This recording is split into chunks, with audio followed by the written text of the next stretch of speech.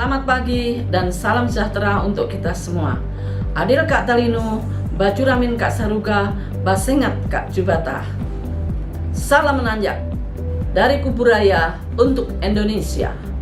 Saya Sisilia Tri Agustina, Kepala Dinas Kepemudaan, Olahraga dan Pariwisata Kabupaten Kuburaya, akan mempresentasikan reformasi birokrasi Dinas Kepemudaan, Olahraga dan Pariwisata Kabupaten Kuburaya tahun 2019. Adapun dasar hukum reformasi birokrasi adalah 1. Peraturan Presiden nomor 81 tahun 2010 tentang Grand Design Reformasi Birokrasi 2010 sampai 2025 adalah rancangan induk arah kebijakan pelaksanaan reformasi birokrasi nasional. 2. Peraturan Menteri Pendayagunaan Aparatur Negara dan Reformasi Birokrasi nomor 20/2010 tentang Roadmap Reformasi Birokrasi 2010 sampai 2014, kemudian diganti Permen-Pan RB nomor 11/2015 tentang Roadmap Reformasi Birokrasi 2015 sampai 2019. 3. Permen-Pan RB nomor 1/2012 tentang penilaian mandiri reformasi birokrasi, kemudian diganti dengan Permen-Pan RB nomor 14/2012 tentang pedoman evaluasi reformasi birokrasi, dan yang keempat, peraturan lain yang terkait. Kemudian, apa yang dimaksud dengan reformasi birokrasi? Reformasi birokrasi adalah penata ulang, perubahan, terobosan, inovasi dalam menyelenggarakan pemerintahan dengan berpikir dan bertindak di luar kebiasaan atau rutinitas dengan upaya yang luar biasa. Kemudian, tujuan reformasi birokrasi. Organisasi pemerintahan dapat memberikan pelayanan publik semakin baik, lebih inovasi, program atau kegiatan lebih produktif, efektif, sesuai dengan kebutuhan masyarakat. Aparat birokrasi berubah menjadi lebih profesional atau bersih dari KKN, memiliki integritas, etika atau budaya kerja, kinerja tinggi, dan mampu melayani publik secara memuaskan. Mengapa perlu reformasi birokrasi? 1. Karena kepercayaan publik terhadap pemerintah mengkhawatirkan akibat kasus korupsi, pelayanan publik buruk di beberapa sektor dan sebagainya. Yang kedua, persaingan ekonomi global semakin berat karena hambatan pelayanan birokrasi yang lambat dan kadang-kadang bertele-tele. Dan yang ketiga, struktur birokrasi dan tata kelola program atau kegiatan birokrasi perlu lebih efisien. Dalam manajemen reformasi birokrasi itu terdapat masalah birokrasi. Adapun 3 masalah birokrasi adalah pemerintahan yang belum bersih, kurang akuntabel dan berkinerja rendah, kemudian pemerintah yang belum efektif dan efisien, serta pelayanan publik yang belum optimal. Dari masalah birokrasi itu perlu adanya upaya yang disebut pengungkit reformasi birokrasi. Dalam melaksanakan pengungkit reformasi birokrasi, maka perlu dilakukan 8 area perubahan reformasi birokrasi, antara lain 1. Manajemen perubahan, 2. Penataan perundang-undangan, 3. Penguatan organisasi, 4. Penguatan tata laksana, 5. Penguatan sistem manajemen sumber daya manusia aparatur, kemudian 6. Penguatan pengawasan, 7. Penguatan akuntabilitas, dan yang ke-8 adalah peningkatan kualitas pelayanan publik. Dari pengungkit reformasi birokrasi menghasilkan apa yang disebut indeks reformasi birokrasi. Indeks reformasi birokrasi berupa sasaran atau hasil yang diharapkan oleh reformasi birokrasi adalah birokrasi yang bersih dan akuntabel, kemudian birokrasi yang efektif dan efisien, dan yang terakhir adalah pelayanan publik yang baik dan berkualitas. Kita lanjutkan dengan sasaran atau target reformasi birokrasi dan indikatornya.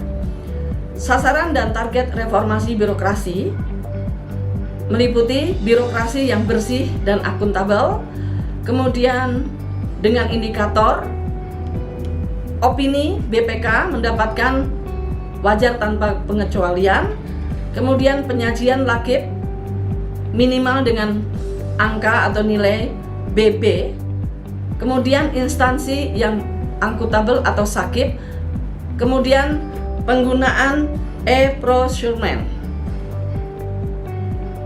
Yang berikutnya, sasaran atau target reformasi birokrasi yang merupakan birokrasi yang efektif dan efisien dengan indikator indeks reformasi birokrasi di Sporapar Kabupaten Kuburaya adalah 61,81. Kemudian indeks profesionalitas ASN itu dengan angka 67. Kemudian sasaran target RB yang berikutnya adalah birokrasi yang memiliki pelayanan publik yang berkualitas dengan indikator indeks atau integritas pelayanan publik, kemudian survei kepuasan masyarakat, dan yang terakhir adalah kepatuhan undang-undang pelayanan publik. Kita lanjutkan komponen pengungkit reformasi birokrasi. Kegiatan komponen ini terdiri dari area perubahan reformasi birokrasi, hasil yang diharapkan secara nasional, dan kegiatan yang diharapkan oleh Pemda. Kita mulai dari 1. Manajemen perubahan. Dari manajemen perubahan ini, hasil yang diharapkan adalah meningkatnya penerapan internalisasi azas, prinsip, nilai dasar, kode etik, dan perilaku, termasuk penguatan budaya kinerja dan budaya pelayanan. Kemudian apa kegiatan yang diharapkan adalah 1. Pembentukan tim reformasi birokrasi, 2. Penyusunan roadmap reformasi birokrasi, dan yang ketiga adalah pembinaan reformasi birokrasi, sosialisasi pengembangan yang terdiri dari nilai integritas atau mental, aparatur atau revolusi mental, kemudian yang berikutnya adalah budaya kerja, ketiga adalah budaya melayani, dan yang terakhir adalah pembentukan agen perubahan. Ada tiga nilai utama revolusi mental, yaitu 1. Integritas, 2. Etos kerja, 3. Gotong royong. Yang merupakan nilai integritas adalah jujur, dapat dipercaya, bertanggung jawab, dan konsisten. Kemudian nilai yang kedua adalah etos kerja yang meliputi produktif, inovatif, dan daya saing, dan yang ketiga adalah nilai gotong royong yang meliputi kerjasama, solidaritas, tolong-menolong, peka, komunal, dan berorientasi kemaslahatan. Bagaimana budaya kerja di Sporapar Kabupaten Kuburaya? Sebagai pelayan yang baik dan prima harus memiliki budaya pikat. Budaya pikat merupakan singkatan dari 1. Profesional. Profesional itu seperti apa? Profesional adalah pegawai yang bermutu, berkualitas, tindak tanduknya merupakan ciri suatu profesi atau ciri orang yang profesional. Yang kedua, integritas.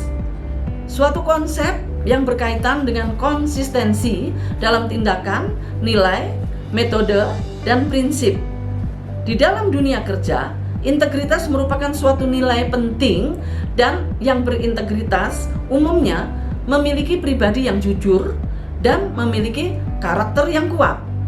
Yang ketiga adalah kreatif atau inovatif.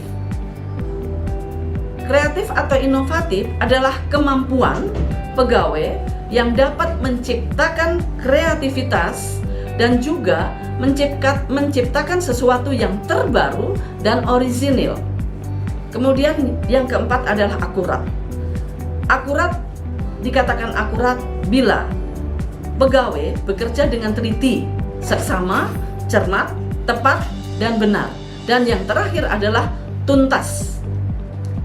Dikatakan tuntas apabila pegawai itu bisa bekerja selesai secara menyeluruh, sempurna, di mana pekerjaan pegawai harus selesai sesuai dengan target dan anggaran kas. Kegiatan komponen pengungkit reformasi birokrasi yang kedua adalah penataan peraturan perundang-undangan. Hasil yang diharapkan oleh nasional adalah meningkatnya harmonisasi perundang-undangan dengan kegiatan yang dihasilkan: 1. Evaluasi penyempurnaan peraturan yang tidak relevan atau harmonis. Kemudian yang kedua adalah perubahan peraturan atau deregulasi yang menghambat pelayanan. Kemudian yang ketiga adalah penguatan keorganisasi atau kelembagaan. Hasil yang diharapkan adalah meningkatnya kinerja aparatur atau lembaga yang tepat fungsi dan terukur. Kemudian yang kegiatan yang diharapkan adalah evaluasi yang restrukturisasi organisasi. Kemudian yang keempat, perubahan reformasi birokrasi yang keempat adalah penguatan tata laksana. Hasil yang diharapkan secara nasional adalah meningkatnya penerapan sistem, proses, dan prosedur kerja yang jelas, efektif, efisien, cepat, terukur, sederhana, transparan, partisipatif, dan berbasis e-government. Kemudian kegiatan yang diharapkan itu apa? 1 adalah penerapan e-government berupa sistem informasi manajemen yang terintegrasi, perencanaan, penganggaran, pelaporan, dan pengadaan. Kemudian yang kedua adalah pelaksanaan keterbukaan informasi publik, dan yang terakhir adalah penerapan efisiensi proses. Area perubahan reformasi birokrasi yang kelima adalah penguatan pengawasan. Hasil yang diharapkan dari penguatan pengawasan ini adalah menurunnya tingkat penyimpangan oleh aparatur, kemudian meningkatnya jumlah instansi pemerintah yang memperoleh opini wajar tanpa pengecualian dari BPK. Kemudian kegiatan yang diharapkan adalah 1. Pengendalian gratifikasi. Kemudian yang kedua adalah pelaksanaan whistleblowing system. Kemudian yang ketiga adalah pembangunan SPIP. Keempat, penanganan pengaduan masyarakat. Dan yang kelima adalah penggunaan unit kerja wilayah bebas dari korupsi atau WBK.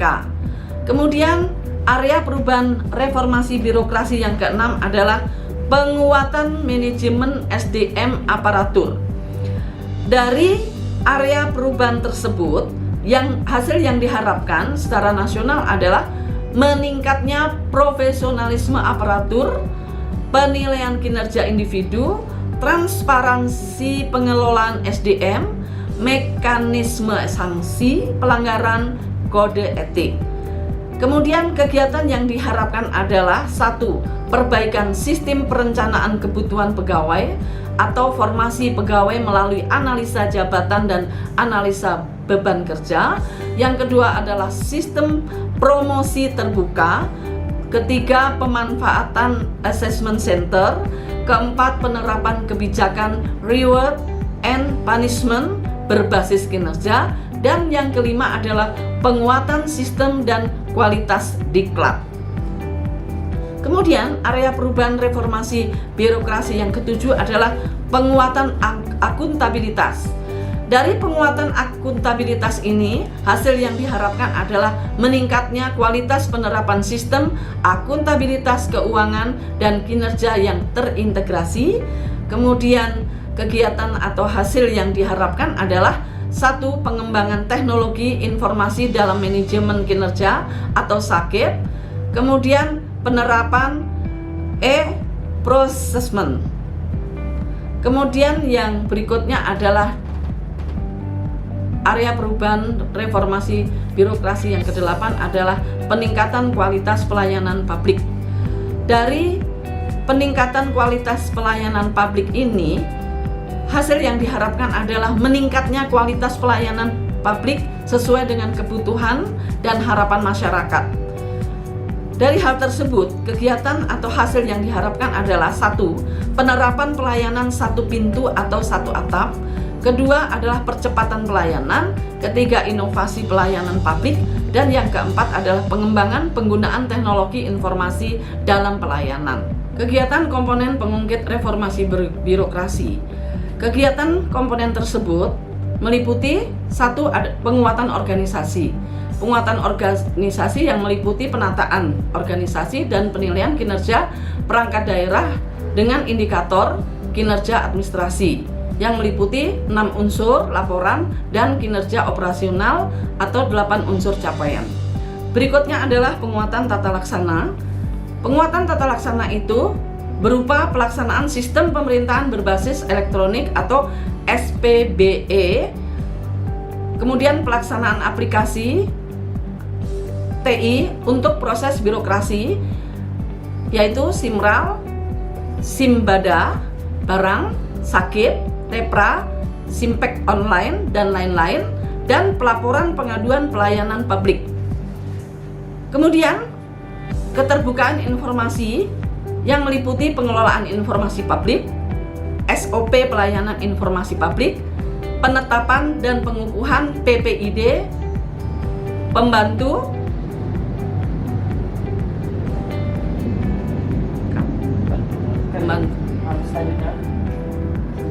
kemudian selanjutnya penguatan sistem manajemen sumber daya manusia aparatur. Penguatan sistem tersebut merupakan penerapan Simpek Online dan penerapan reward dan punishment dalam pemberian TPP. Dan yang berikutnya adalah penguatan pengawasan. Penguatan pengawasan ini merupakan penyusunan SK, pengendalian, gratifikasi, pemasangan baliho maupun banner. Kemudian melakukan sosialisasi tentang fakta integritas dan penanganan aduan masyarakat secara online, juga melaporkan secara rutin tentang laporan pengaduan kepada Sekda Kabupaten Kuburaya. Kemudian berikutnya adalah penguatan akuntabilitas. Penguatan akuntabilitas ini berupa laporan keuangan melalui SIM keuangan atau Siadinda, Simda, Simral. Kemudian penyempurnaan perencanaan berorientasi hasil dalam RPJMD, dilanjutkan dengan pemaparan video e-sakit, dan transparansi anggaran dipublikasikan di web perangkat daerah dan web www.kuburaya.go.id. Dan yang terakhir adalah pengadaan melalui e-procurement atau sirup atau e-katalog. Kemudian dilanjutkan dengan peningkatan kualitas pelayanan publik. Peningkatan kualitas pelayanan publik adalah pembinaan pelayanan publik yang berupa sosialisasi, pendampingan role model pelayanan publik dengan pelayanan gratis. Kemudian penilaian kinerja pelayanan publik dengan nilai 100 oleh Sekda Kabupaten Kuburaya dan penilaian perangkat daerah nilai 54 atau dalam kurung maksimal atau sangat tinggi. Dan yang berikutnya adalah survei kepuasan masyarakat yang berupa IKM, peningkatan dari 83,74 menjadi 89,14 dengan kategori sangat baik. Reformasi birokrasi Disporapar Kabupaten Kuburaya. Reformasi birokrasi bersih melayani. Reformasi birokrasi make it first, make it right, dan make it simple. Reformasi birokrasi bukanlah sulap dan bukanlah sihir. Jika Anda sebagai pemimpin tidak mampu berpikir cerdas dan bekerja keras, maka Andalah yang mungkin menjadi penyebab kegagalannya. Moto pelayanan publik Disporapar Kabupaten Kuburaya, melayani dengan hati, sepenuh hati, dengan hati-hati, dan tidak sesuka hati. Demikian presentasi reformasi birokrasi Dinas Kepemudaan, Olahraga, dan Pariwisata Kabupaten Kuburaya. Terima kasih, selamat pagi, salam sejahtera untuk kita semua. Adil Kak Talino, Bajuramin Kak Saruga, Basengat Kak Jubata. Salam menanjak dari Kuburaya untuk Indonesia.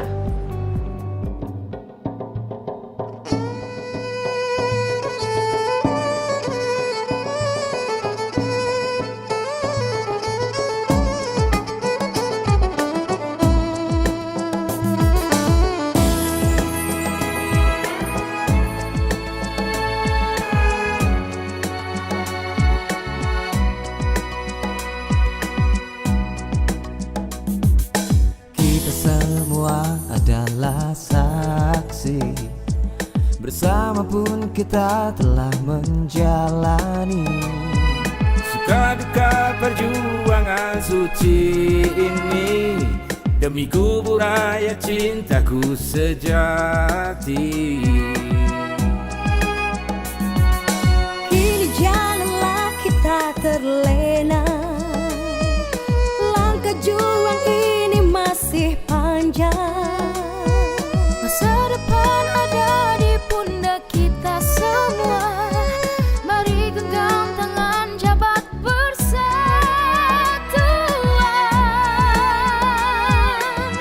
Ayo kita lanjutkan perjuangan, bersama menuju kegemilangan, menuju masa depan yang bahagia. Kuburaya milik kita semua. Ayo kita lanjutkan perjuangan, Bersama menuju kegemilangan, menuju masa depan yang bahagia. di Kuburaya yang jaya. Di Kuburaya yang jaya. Kini janganlah kita terlena, langkah juang ini masih panjang. Masa depan ada di pundak kita semua. Mari genggam tangan, jabat persatuan. Di Kuburaya yang jaya.